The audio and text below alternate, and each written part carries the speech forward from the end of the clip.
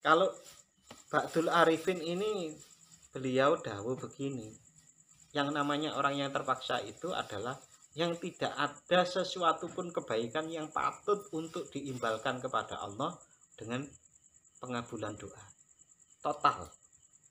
Ya Allah, kula niku mboten gadah napa-napa, kula niku nggih mung saya itu adalah orang yang tidak punya apa-apa, malah punyanya mungkin banyak salah, banyak dosa. Nah, maka berdoa, ya nah itu, engkau maha mengabulkan. Jadi tidak punya rasa ada sesuatu kebaikan di dalam dirinya yang itu patut diimbalkan dengan terkabulnya doa. Astaghfirullah Rabbal baraya Astaghfirullah minal khataya. A'udzu billahi minasyaitonir rajim. Bismillahirrahmanirrahim. Ila hadratin nabiyil mustafa sayyidina wa maulana Muhammadin sallallahu alaihi wasallam wa ila hadrati syahibun wa ataina sakandari wa saibun abad wa saya Muhammad Jamaluddin Ahmad wa walidaina warhamhum kama rabbayana shighara. Al-Fatihah. A'udzu billahi minasyaitonir rajim. Bismillahirrahmanirrahim. Alhamdulillahi rabbil alamin. Ar-Rahmanir Rahim. Maliki yaumiddin. Iyyaka na'budu wa iyyaka nasta'in. Ihdinas siratal mustaqim. Siratal ladzina an'amta 'alaihim ghairil maghdubi 'alaihim waladdallin. Amin. Bismillahirrahmanirrahim. Alhamdulillahirabbil alamin wassalatu wassalamu ala asyrafil anbiya'i wal mursalin sayyidina wa maulana Muhammadin wa ala alihi wa ashabihi ajma'in.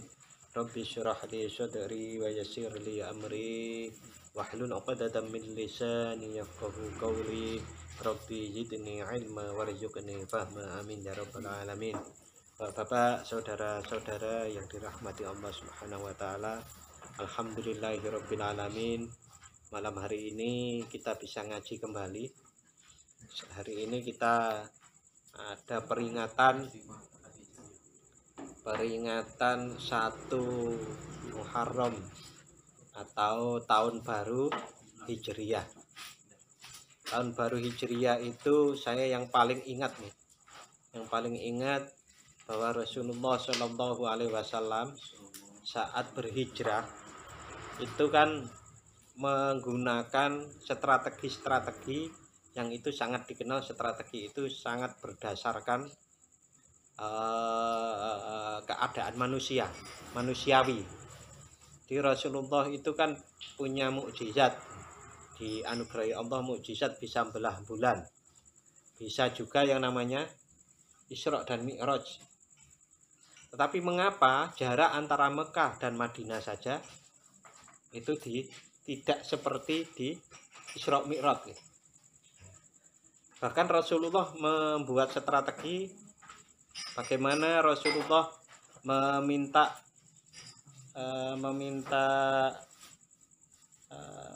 apa ya? Kalau dengan sahabat Ali itu sebelum menantu itu apa? Saudara sepupu ya? Saudara sepupu tapi kecil gitu. Sahabat Ali masih remaja, Rasulullah sudah berumur sekitar 50-an, 53 lah. Kan 13 tahun di Mekah setelah kenabian baru hijrah. Nah, itu Rasulullah buat strategi. Sahabat Ali karamallahu wajhah itu diminta untuk tidur di tempat tidurnya. Unta yang rencananya dipakai hijrah itu juga diminta untuk dikasih makan yang baik. Itu kan seakan-akan Rasulullah memberikan kepada kita satu contoh bahwa manusia itu ya harus berbuat manusiawi. Manusiawi bagaimana ya? Mempergunakan apa yang dikaruniakan oleh Allah Subhanahu wa taala berupa akal, pikiran kita, tenaga, perasaan kita untuk berjuang di jalan Allah Subhanahu wa taala. Kan Rasulullah itu waktu hijrah ke Madinah yang harusnya berjalan ke selatan, ya kan? Kalau dari Mekah ke Madinah itu kan ke selatan. Tapi Rasulullah malah pakai strategi dari Mekah ke utara dulu, gitu. Ke utara dulu. Bahkan untahnya itu di belakangnya juga dikasih kalau di pelepah kurma. Yang apa dengan pelepah kurma itu pasir, jejaknya cepat terhapus. Hal seperti itu menunjukkan bahwa kita dengan sangat diberi contoh oleh Rasulullah untuk memperdaya gunakan semuanya apa yang dianugerahkan oleh Allah berupa akal, pikiran dan apapun lah, tenaga yang ada di dalam diri kita. Kalau kemarin si Syekh Ibnu Athaillah As-Sakandari menyampaikan bahwasannya kalau bagaimana seseorang itu bisa dianugerahi sesuatu yang luar biasa kalau pengendalian nafsunya tidak luar biasa. Nah, kita hari ini sampai pada hikmah yang oleh Syekh Ibnu Athaillah As-Sakandari radhiyallahu an. Beliau mengungkapkan matuli balaka syai'un mislul ibtirari wala asra'a bil mawahibi ilaika mislal dhullati wal iftikari. Yang artinya tidak ada yang sepadan bagimu, sesuatu pun tidak ada yang sepadan bagimu kecuali rasa keterpaksaan. Wala asra'a bil mawahibi ilaika mislal dhullati wal iftikari, dan tidak ada yang cepat mendatangkan anugerah dari Allah untukmu yang sepadan dengan rasa hina dan rasa butuh. Nah, ini dijelaskan lagi oleh Syekh Ibnu Abbad di dalam Syarah Al-Hikam disebutkan wa qala ba'dul arifin, dan ba'dul arifin salah seorang yang ahli ma'rifat, sebagian dari ahli ma'rifat mengatakan al-muttarru alladhi yakifu baina yaday maulahu fayarfa'u yadayhi ilaihi bil mas'alati. Yang dinamakan orang yang terpaksa. Apa sih orang yang terpaksa itu? Orang yang terpaksa adalah alladhi yakifu baina yaday maulahu. Orang yang berhenti itu yakifu itu berhenti, yang tetap di hadapan Allah Subhanahu wa taala dan mengangkat tangannya. Fayarfa'u yadayhi ilaihi, dan mengangkat tangannya atau berdoa kepada Allah bil mas'alati, dengan satu permohonan. Fala yaro, di dalam saat memohon itu, fala yaro bainahu wa bainallahi hasanatan, dan orang yang terpaksa itu tidak melihat antara dia dengan antara Allah itu hasanatan, sebuah kebaikan. Yastahiku, yang dengan sebuah kebaikan itu dia merasa berhak. Yastahiku biha, yang dengan kebaikan itu hamba yang terpaksa itu merasa berhak syai'an, sesuatu. Maksudnya begini. Niki agak atas ini, penjelasannya agak di atas, bukan di bawah. Nah, nanti jangan salah paham. Kita kalau bersolawat kan begini nih. Allahumma sholli ala sayyidina Muhammad sholatan tunjina. Ya Allah, berilah sholawat kepada Nabi Muhammad, sholawat yang menyelamatkan kami. Itu kan seakan-akan berarti kita memohon kepada Allah dengan imbalan sholawat. Kalau Ba'dul Arifin ini beliau dawuh begini, yang namanya orang yang terpaksa itu adalah yang tidak ada sesuatu pun kebaikan yang patut untuk diimbalkan kepada Allah dengan pengabulan doa total. Ya Allah, kula niku mboten gadah napa-napa, kula niku nggih mung, saya itu adalah orang yang tidak punya apa-apa, malah punyanya mungkin banyak salah, banyak dosa. maka berdoa. Ya itu, engkau maha mengabulkan. Jadi tidak punya rasa ada sesuatu kebaikan di dalam dirinya yang itu patut diimbalkan dengan terkabulnya doa.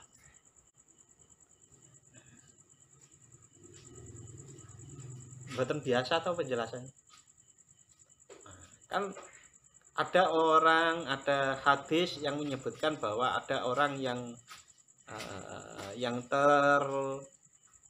terjebak di dalam gua. Lalu masing-masing orang itu mengatakan amalnya untuk dibukakan oleh Allah dari tutup yang di gua itu.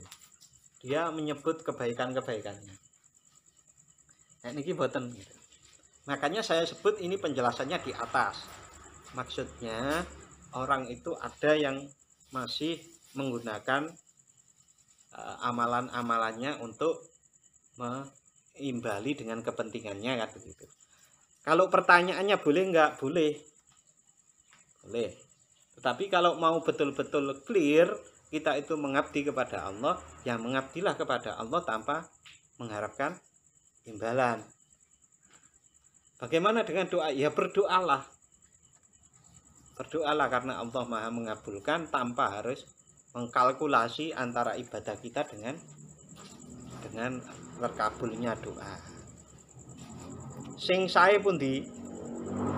Yang lebih bagus mana? Yang lebih bagus yang itu.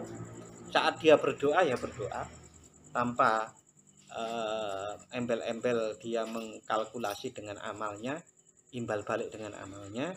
Saat beribadah ya dia ibadah betul. Saat bersolawat berarti ya solawat sebagaimana diperintah oleh Allah. Saat sholat ya berarti sholat sebagaimana Allah memerintahkan, bukan agar mendapatkan sesuatu.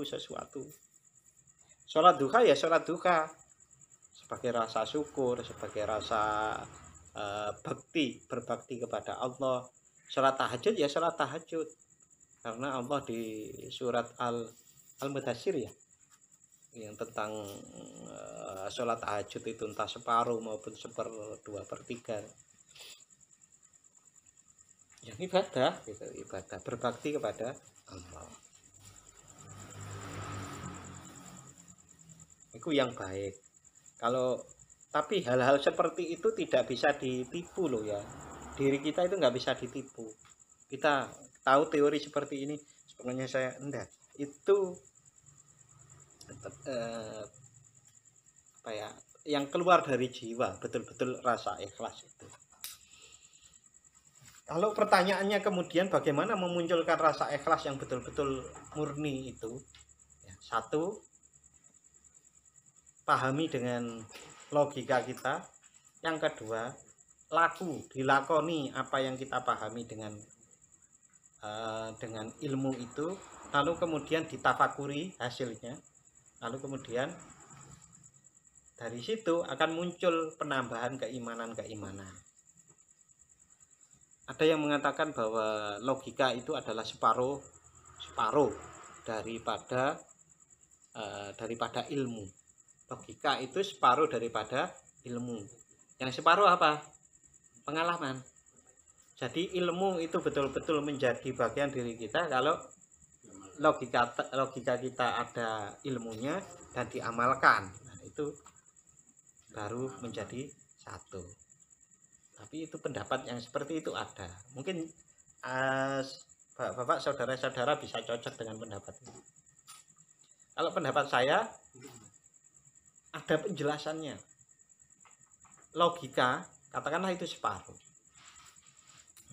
Penjelasan yang dinamakan laku itu harus ditafakuri lagi tadi. Nggak bisa laku itu tidak dirumuskan. Kalau laku itu nggak dirumuskan, banyak orang yang tirakat, apalagi suro-suro seperti ini. Banyak yang tirakat, dari tahun ke tahun tirakatnya seperti itu gitu ya. Tapi hari-harinya juga tidak, menurut saya mboten banyak perkembangan gitu. Ya karena tidak ada rumusan dari pengalamannya itu yang dijadikan landasan untuk beramal berikutnya. Contoh yang sangat real ya, sangat real yang kita lakukan sehari-hari. Kalau kita ditanya, seharusnya sholat isya kita tadi itu, seharusnya idealnya itu lebih baik daripada sholat isya yang sebelum-sebelumnya toh. Harusnya kan begitu, idealnya, bukan harusnya. Idealnya begitu, tapi kok enggak? Kenapa? Ya karena tidak dipikirkan sholat yang isya yang kemarin, tidak dipikirkan untuk menjadi masukan atau saran, masukan atau saran atau rekomendasi yang melandasi sholat kita berikut. Dipikirkan. Nah, diantaranya mengapa ada zikir ba'da sholat itu. Tapi zikir ba'da sholat ngejar istiqomahnya umpamanya. Tapi harusnya menurut saya itu harus ada yang namanya rasa kritis. Kritis itu apa ya? Pentafakuri, ditafakuri. Mbok menawa ngoten. Mbok menawa ngeten, wah yang dari Patani apa paham Mbok menawa ngoten? Paham mboten Mas Syafiq? Enggak paham. Mbok menawa ngoten ini bahasa Indonesianya apa? Barangkali begitu, barangkali begini.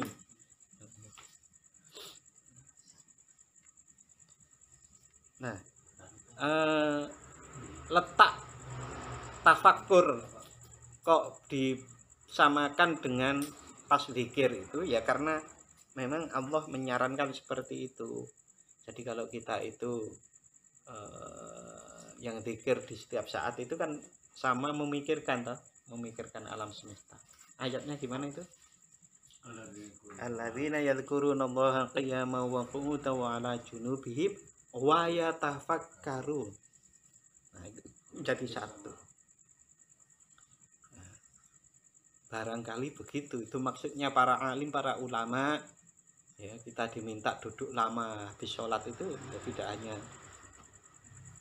Tapi kan terlalu cepat kadang-kadang. Terlalu cepat bagaimana?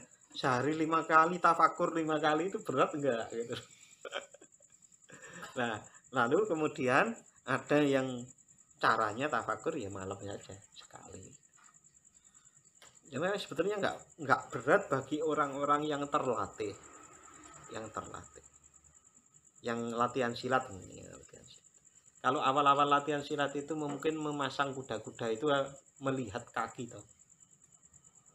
Jadi orang awal-awal belajar itu kan dilihat tuh. Tapi kalau sudah pengalaman apa harus dilihat ini? Enggak toh. Udah langsung gini aja. Jadi loh.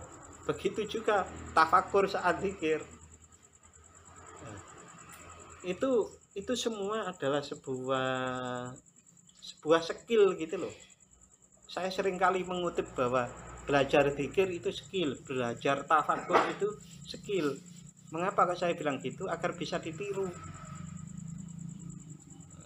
Baru kemudian masalah hati itu masih jauh itu baru skill berzikir, skill berpikir itu skill awalnya itu dikembangkan dari skill itu apa? Dilatih.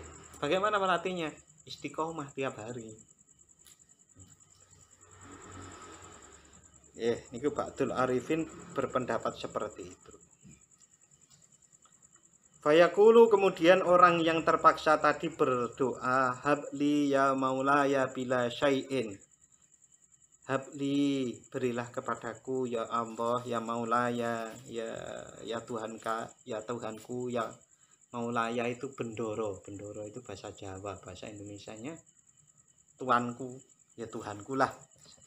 Habli ya maulaya kan anugerahkan kepadaku wahai Tuhanku bila syai'in dengan tanpa apa-apa. Kalau seperti ini maka di mana letak kemudian ada wasilah dan yang lain-lain. Ya sekali lagi itulah tahapan-tahapan fase-fase. Kita kan sering berwasilah kepada Rasulullah, berwasilah kepada para wali Allah gitu. Harapannya itu kita itu adalah juga satu saat bisa dipakai orang untuk dur banget ya. Dur banget. Kalau kita sekarang berwasilah dengan Syekh Abdul Qadir Jailani, satu saat kita itu ya sama dengan Syekh Abdul Qadir Jailani. Nah, kan begitu. Apa Allah kemudian orang yang sesudah zamannya Syekh Abdul Qadir Jailani harus tidak bisa setingkat dengan Syekh Abdul Qadir Jailani, kan nggak ada batasan begitu. Iya, batasannya cuma satu, kita itu nggak bisa melebihi Rasulullah. Hanya itu pesannya. Nah, tetapi kalau melihat diri kita gini ya malu kan. Gimana mau niru Syekh Abdul Qadir Jailani. Nah, ini teorinya seperti itu. Teori idealnya. Nah, terus bagaimana sekarang? Ya dilakoni, dilakukan, diamalkan sedikit demi sedikit. Ya, titik. Itu pendapatnya Ba'dul Arifin dari tadi itu. Qala Ba'dul Arifin, yang namanya orang terpaksa. Kok ini bahas orang yang terpaksa sih? Ya, karena orang yang terpaksa itu di dalam surat An-Naml ayat 62, ammay yujibul muttarra idza da'ahu. Bukankah Allah yang mengijabahi doa orang-orang yang terpaksa? Itu maksudnya itu. Mudahnya begini, orang yang terpaksa, orang yang kepepet, dalam keadaan kepepet itu kalau berdoa itu dikabulkan, lebih ijabah daripada yang enggak kepepet. Contoh-contoh kan sering dicontohkan kepada kita ya. Ada orang lari dikejar massa umumnya, lalu di depannya itu tembok tinggi, itu kan kadang-kadang bisa melompat. Nanti kalau sudah dilompati dia akan bingung, besok mau melompat lagi nggak bisa, kemarin nggak bisa. Nah itu yang karena ada daya kepepet. Nah, itu kemudian dikembangkan oleh orang-orang yang agak salah, agak melenceng, the power of kepepet. Kalau nggak terdesak, nggak diram, kalau buat makalah, kalau belum besok dikumpulkan, nggak digarap.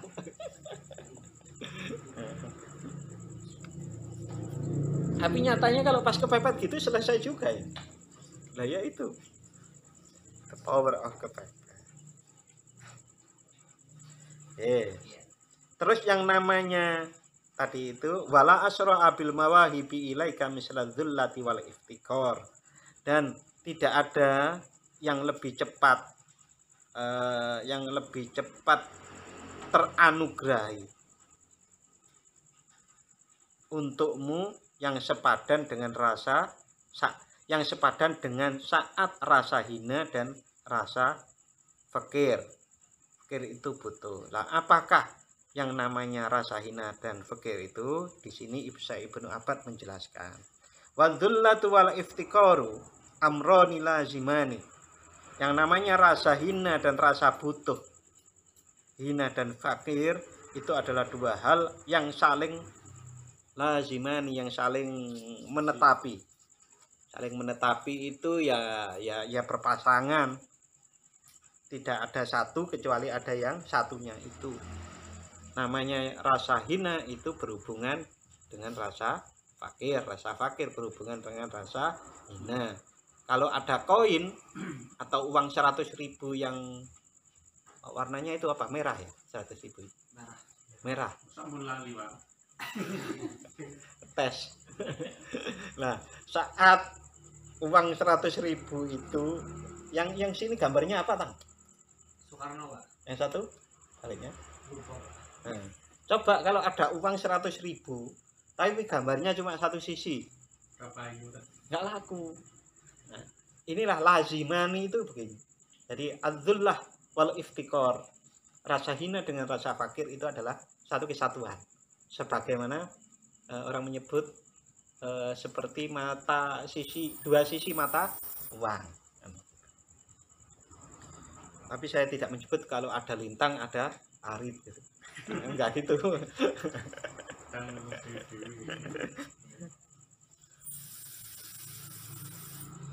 Ya, adzullah wal iftikor Yang namanya rasa hina dan rasa fakir itu adalah dua hal yang saling berpasangan. Wahuma mujibani li isra'il mawahibil haqqi ta'ala ilal abdi. Nah, keduanya yang namanya rasa hina dan iftikor itu adalah mujibani, dua hal yang mengijabai, dua hal yang menyebabkan terijabai di isra'il mawahibi, untuk cepatnya anugerah mawahibil haqqi ta'ala, anugerah Allah Ta'ala ilal abdi, kepada hamba al mutasifi bihima, yang mempunyai sifat adzullah wal iftikor, yang mempunyai hamba yang mempunyai sifat hina, rasa hina dan rasa butuh. Jadi kalau dibalikkan begini, hendaknya seseorang itu kalau berdoa dipondasi atau diberi pondasi yang namanya, yang pertama tadi itu al-ittiror itu terpaksa, yang kedua itu adzullah dan al-iftikor. Jadi ketiga-tiganya itu adalah menjadi syarat doa. Itu kemudian diungkapkan menjadi satu kata-kata. Nek ndonga itu paling enggak, yang pertama itu muji Gusti Allah dulu, yang kedua itu minta ampun, itu kan ada di dalam situ. Tetapi itu nggak bisa ditipu. Rasa itu beda kok. Kan ada orang yang mengucap alhamdulillah tanpa rasa. Iya kabar ta? Alhamdulillah. Biasa toh. Tapi coba, sering saya contohkan, kalau habis selamat mau ke serempet mobil itu, alhamdulillahnya, alhamdulillah. Oh, mirip. Ya mudah-mudahan kita tidak sama sekali tersentuh itu ya. Mudah-mudahan Allah melindungi kita. Kita diswab. Saat diswab lalu kemudian hasilnya negatif, itu kan alhamdulillahnya lebih alhamdulillah daripada saat ditanya, ya tangga bare alhamdulillah. Beda, berbeda. Nah, rasa-rasa itu bagaimana agar kita bisa alhamdulillahnya itu sangat tandes, sangat dalam ke dalam jiwa kita? Ya, kita harus memahami betul bahwa diri kita itu kalau tanpa Allah ya kita itu tidak ada apa-apanya. Allah selalu berperan, selalu menolong, menjadi sebab atas hidupnya kita. Nah, itu kalau dirasakan maka banyak alhamdulillahnya yang tertanam. Sebetulnya kalau seseorang itu dikehendaki merasakan seperti itu, kalau di dalam kondisi biasa kok masih sulit, maka akan dikasih pelajaran diantaranya diberi Allah yang namanya anugerah tidak tersangka-sangka. Nah, itu harusnya anugerah yang tidak tersangka-sangka itu kan sebetulnya kita mempunyai anugerah yang tidak kita sangka terus. Sering kita lupakan toh anugerah-anugerah Allah itu. Contoh saat kita sehat itu sebetulnya itu anugerah yang disangka atau tidak disangka? Nggak disangka loh. Kadang sering nggak kroso barang itu, nggak kroso nek sehat lah kayak gitu itu. Artinya saya sedikit mau komentar terhadap apa yang diungkapkan oleh Gusmus akhir-akhir ini. Gusmus itu kan sampai, kalau saya lihat di ceramahnya itu sampai merasa resah betapa orang-orang umat ini sudah tidak bisa diingatkan dengan yang namanya kematian. Padahal Rasulullah itu dawuh kafa bil mauti wa'idun, cukuplah bagi orang-orang mukmin itu kematian adalah sebuah nasihat. Karena apa? Setiap orang itu mati, kalau dengar kematian harusnya itu menjadi nasihat pada diri kita. Nah, pas COVID itu kemarin, minggu kemarin kan hampir setiap hari itu kan berita kematian kan banyak. Tetapi saya lihat Gus Mus itu mengungkapkan umat itu banyak berita kematian seperti itu, kok masih tengkar saja. Di medsos itu terutama kelahi yang saling menghina kan begitu. Nah, Gus Mus di situ kelihatan apa ya, kok seperti ini gitu. Dan itu wajar bagi orang-orang yang, mohon maaf ya, orang-orang yang mengetahui. Orang-orang yang mengetahui maka akan menjadi resah kalau ada orang yang tidak tahu akan celaka. Itu kan akan celaka atau akan tersesat dan yang lain-lain. Contoh, kalau Anda mengetahui ada anak SD menghitung matematika, jawabannya salah. Lalu Anda ingatkan, tetap nggak mau. Kita kan merasa, wah bocah iki kok diilingke ora gelem kan begitu. Ya mirip seperti itu sebetulnya. Atau kita di jalan bertemu dengan orang itu kita tanya, mau kemana Pak? Mau ke Surabaya. Tapi jalannya ke barat. Kita kan ada satu nurani kita yang tergerak. Seakan-akan ini gimana sih orang ini mau ke Surabaya kok malah ke barat. Itu terjadi keresahan. Begitu juga orang-orang yang tahu. Orang-orang yang tahu. Sampai Rasulullah kan disebut laqad ja'akum rasulun min anfusikum azizun 'alaihi ma 'anittum harisun 'alaikum bil mu'minina raufur rahim. Rasulullah itu sangat menghendaki umatnya itu selamat. Nah, maka Rasulullah menjadi ada rasa ingin umatnya itu selamat, rasa gelisah kok bagaimana ini umatnya akan selamat. Nah, itu mirip dengan seperti Gus Mus seperti itu. Mbok menawi maka barangkali seperti itu namanya juga melihat lalu kita mentafsir gitu. Wa ilaihil isyaratu biqauli azza man qail. Nah, di dalam hal ini tentang bahwa rasa hina dan rasa fakir itu adalah dua hal yang menyebabkan dekatnya atau cepatnya anugerah Allah turun, itu sebagaimana diisyaratkan di dalam ayat Al-Qur'an dawuh Allah Subhanahu wa taala. Walaqad nasarakumullahu bibadrin wa antum adillah. Walaqad nasarakum, dan sungguh Allah telah menolong kalian bibadrin saat di medan Badar. Wa antum adillah, dan saat itu kalian di dalam keadaan hina. Kan perang Badar itu perang yang pertama. Dari sisi jumlah sudah kalah. Dari sisi perbekalan juga kalah. Dari sisi orang-orang itu maksudnya pangkat, yang disebut pangkat-pangkat orang Quraisy itu kan pangkatnya dhuwur gitu, mempunyai pangkat dhuwur. Nah, itu kalah, jumlah kalah, perbekalan kalah. Tapi Allah kemudian, nah saat kalah itu kan kemudian timbul rasa hina. Lalu Allah menolong di saat itu. Nah, ini sebagai dasar ayat apa yang kita sampaikan tadi. Itu juga yang saya pahami dari isyarat sebuah kata-kata yang dipasang di pondok pesantren Pesulukan Torekoh Agung Peta di Tulungagung. Itu yang saya pahami dari isyarat iso rumangsa ojo rumangsa iso. Wong nek rumangsa iso itu rasanya hina enggak? Rasanya butuh enggak?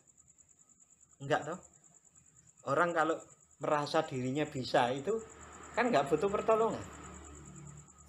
Orang yang merasa dirinya itu mampu, maka dia rasa hinanya itu enggak ada. Padahal seperti diisyaratkan oleh ayat ini tadi, itu kalau tidak salah di ayat 123 surat Ali Imran tentang Badar ini tadi. Itu ya, hina itu adalah menjadi salah satu pondasi bagaimana seseorang itu memohon kepada Allah. Rasa hina, rasa fakir gitu. Ini doa Gusti Allah kalau mboten dikabulaken kula mboten salat malih. Iki apa rasa hina. Nek ngancam yo rasa hina ya. Dudu preman itu kan beda. Rasa hina itu kalau dalam kehidupan sehari-hari pokoknya kula niku nderek manut total gitu kan, itu ya itu orang-orang seperti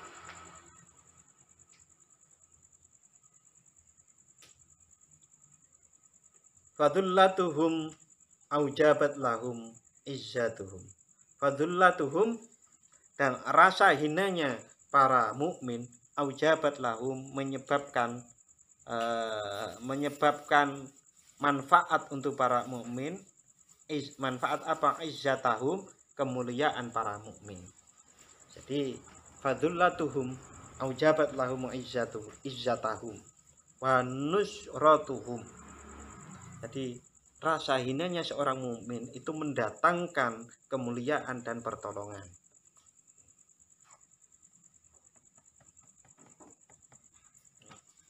Kama kila wa idza tadallalatir riqabu taqarruban minha ilaika fa'izzuha fi dhulliha wa idza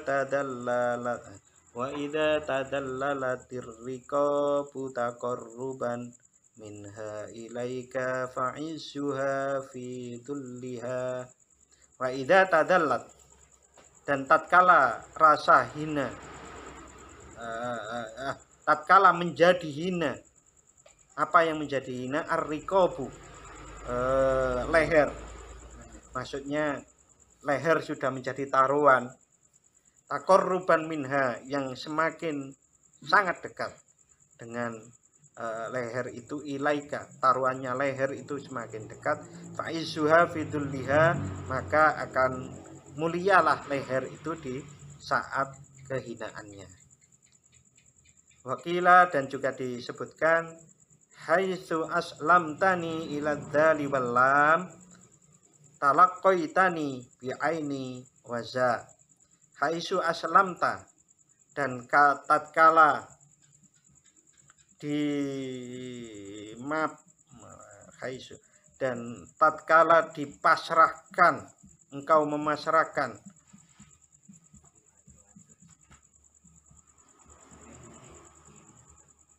haitsu aslamtani ila dzali wal lam, tatkala engkau memasrahkan atau memantapkan kepada dzal dan lam, wa talaqaitani, maka akan menjadi mapan atau mapak, maka akan mapak atau menemuimu. Talaqaita, maka akan menemui talaqaita, maka engkau akan menemuiku bi ainin wa za, dengan ain dan za. Ini maksudnya sebuah ungkapan bahwa kalau seseorang itu sudah pasrah, maka pasrah, dan saat pasrah itu adalah dzal dan lam, dzulun maksudnya hina, maka akan mendapatkan